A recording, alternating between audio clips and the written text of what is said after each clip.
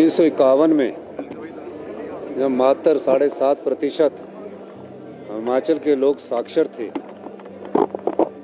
और उस साक्षरता को आज पूर्ण साक्षर राज्य के रूप में हमने घोषित किया है। केंद्र सरकार ने हमारी इस उपलब्धि के लिए हिमाचल प्रदेश को पूर्ण साक्षर राज्य का दर्जा दिया है। मैं आपको ये बताना चाहता हूँ, 1971 में पूर्ण राज्य हिमाचल प्रदेश बना। उसके बाद से शिक्षा के क्षेत्र में बड़े क्रांतिकारी बदलाव आए और इन क्रांतिकारी बदलावों के कारण जहां हम पूर्ण साक्षर राज्य बने, अब गुणात्मक शिक्षा में भी हम आने वाले समय में हम प्रदेश के पहले कुछ राज्यों में हम शामिल हो जाएंगे।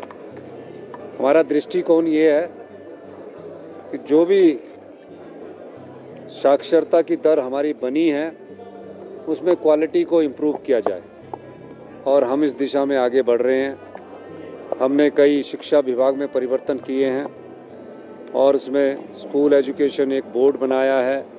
Rajiv Gandhi day boarding school खोले जा रहे हैं। पहली कक्षा से हमने इंग्लिश मीडियम शुरू कर दिया है और अच्छे शिक्षा संस्थानों को विकसित किया जा रहा है। जहां सरकारी स्कूल में पढ़ने वाला बच्चा आत्मविश्वास से परिपूरक हो, इस दृष्टिकोण से शिक्षा नीति में और बदलाव किए जा रहे हैं। शिक्षा मंत्री जी से हमारी कई मुद्दों पर चर्चा हुई है।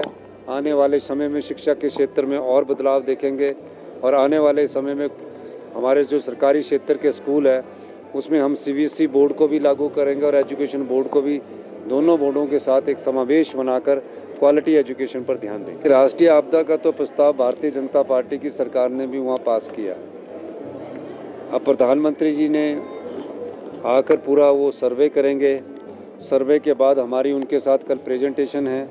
प्रेजेंटेशन के बाद वो सब बातों को अपने अधिकारियों के साथ समझेंगे और निश्चित रूप से जब प्रधानमंत्री जी आते हैं तो आशा तो होती ही है और ख़ुद जब आप अवलोकन करेंगे तो उसका ना कुछ फ़ायदा, और जो अपने धरातल पर जाकर वो जब देखेंगे तो उस परिस्थितियों का ज़्यादा जानकारी वो प्राप्त करके कुछ ना कुछ स्पेशल रिलीफ पैकेज की हमें आशा है। कितना नुकसान हुआ है और क्या मांग करेंगे आप, पैकेज की जाएगी? देखिए, हमने तो कई बार कहा कि स्पेशल रिलीफ पैकेज दीजिए। 5,000 करोड़ तक का नुकसान का अभी अनुमान है और इससे ज़्यादा बढ़ सकता है, क्योंकि कई सड़कें पंचायत की है जो अभी टूटी हुई है और कई सड़कें हमारी राज्य की है जो टूटी हुई है। तो निश्चित रूप से अभी पानी की योजनाएं हैं, जो पावर प्रोजेक्ट है वो पानी में डूब चुके हैं। सिंचाई की योजनाएं हैं, पीने की पानी की योजनाएं हैं। इन सब योजनाओं को जब टूटी हुई होती है बहुत अधिक पैसा लगता है और बनाने में भी काफ़ी समय लगता है। तो ये सब दृष्टिकोण से देखा जाएगा कि हमने कैसे